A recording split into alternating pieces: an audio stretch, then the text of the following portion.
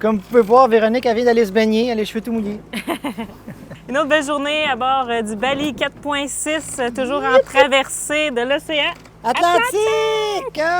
Aujourd'hui. Ça sent l'arc-en-ciel à plein nez. Pas tout de suite, pas tout de suite.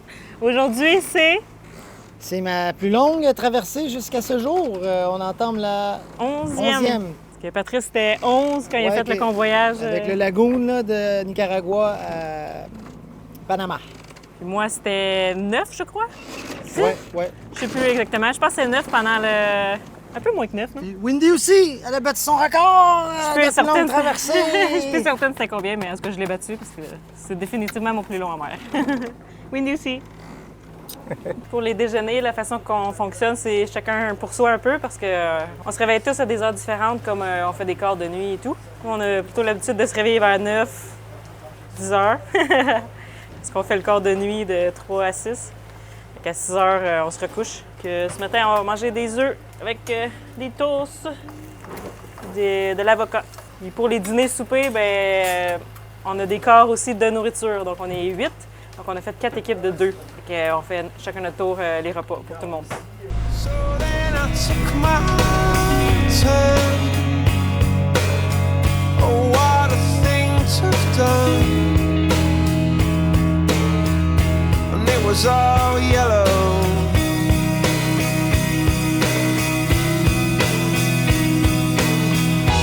Your skin, oh yeah, your skin and bones turn into something beautiful. And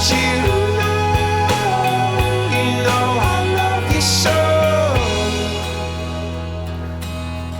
You know I love you so.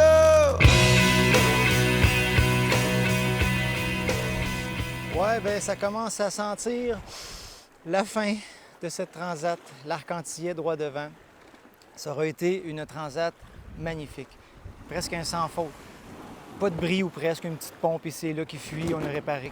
Tout était magique, des soirées magiques, des ciels étoilés, des étoiles filantes, la météo parfaite, pas de pluie. C'est fou parce que chaque personne va reprendre sa route, va retourner dans son coin de pays, mais pendant cette réalité, on aura fait partie de la même réalité pendant la transat et chacun va retourner dans sa réalité avec cette histoire à raconter.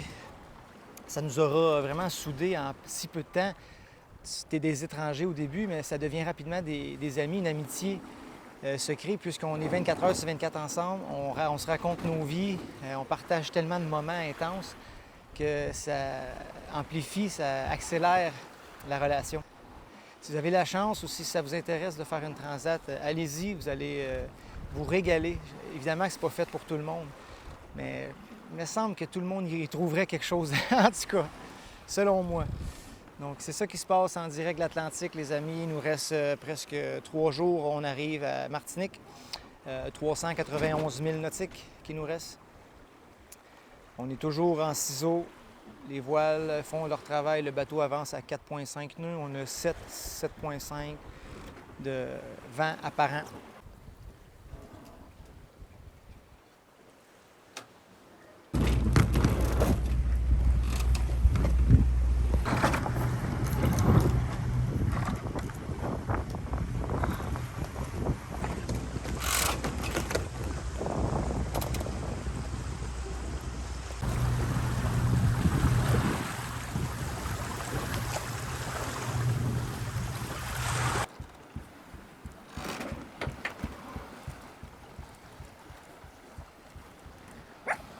Une autre belle journée qui se termine. Coucher de soleil magnifique. On a eu des beaux tout le long de la transat.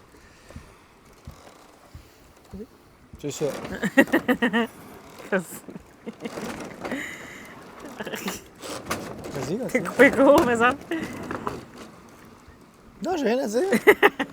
Qu'est-ce que tu veux que je dise? Que je t'aime? Oui.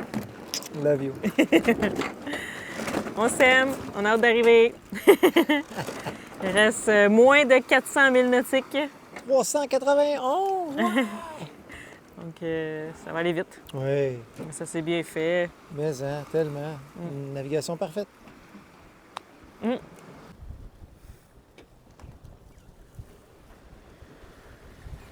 On est en train de se mettre à la cape.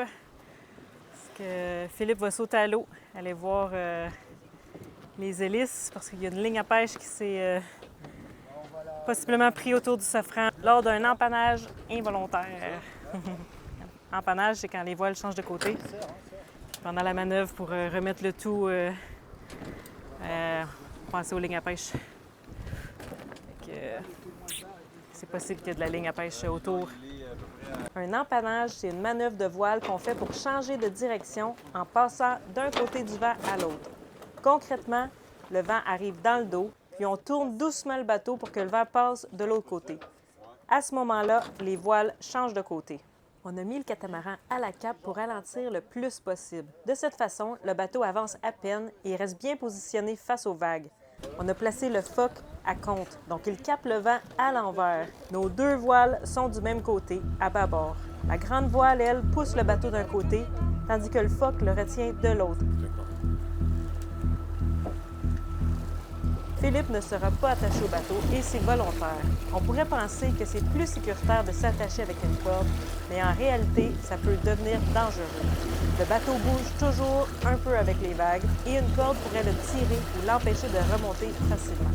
À la place, on garde toujours un contact visuel et on est prêt à intervenir rapidement. Je pourrais pas intervenir si ça avance trop en fait. Ça avance trop. Hein. Et t'arrives à voir quelque chose? C'est où? C'est l'hélice? C'est l'hélice ou c'est le Essaye safran? de balayer ça sur le côté. Plus loin, tu vois, sur l'autre taquet. Ouais. Tu m'en lâches un peu et tu me l'enlèves.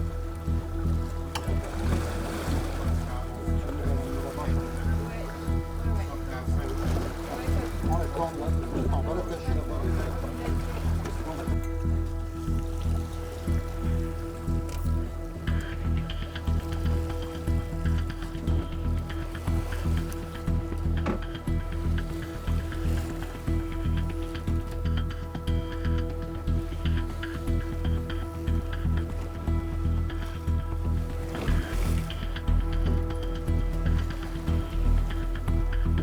OK, pas trop. Donne-y un peu. Donne-y un peu de mou.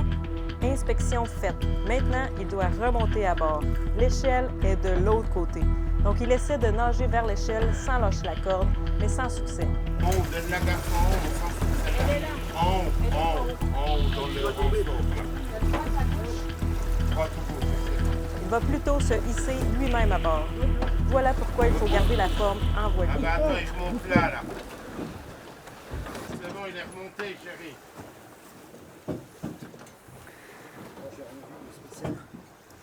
Il n'y a rien autour de l'hélice. Ah, ok. Ça se trouve, on redémarre le moteur, il marche.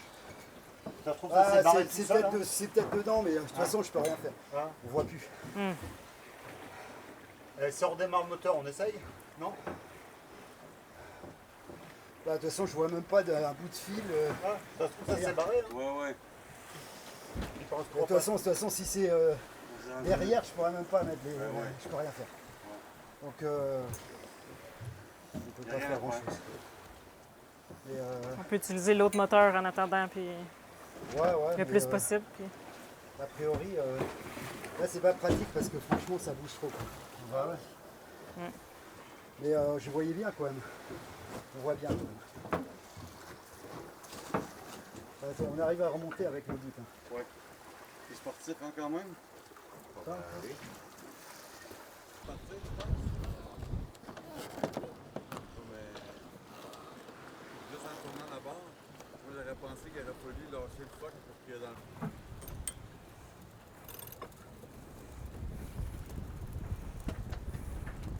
Vas-y, tu peux y aller. On va bien ouvrir. Encore. Voilà, ferme. Prendre la vitesse, on va descendre.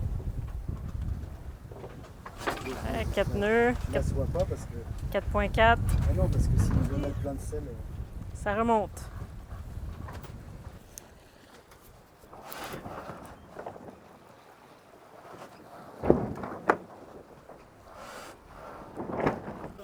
Quand même, hein? Faut être patient un peu. Hein.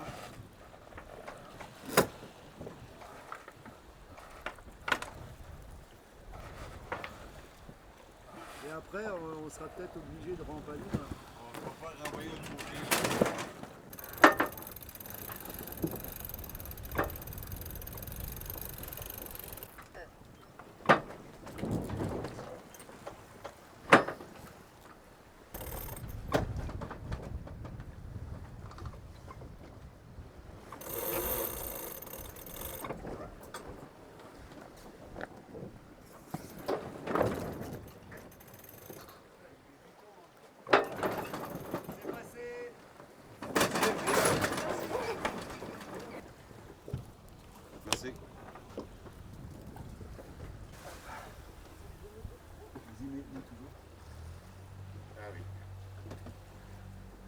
là, de toute façon, on va l'entendre tourner normalement.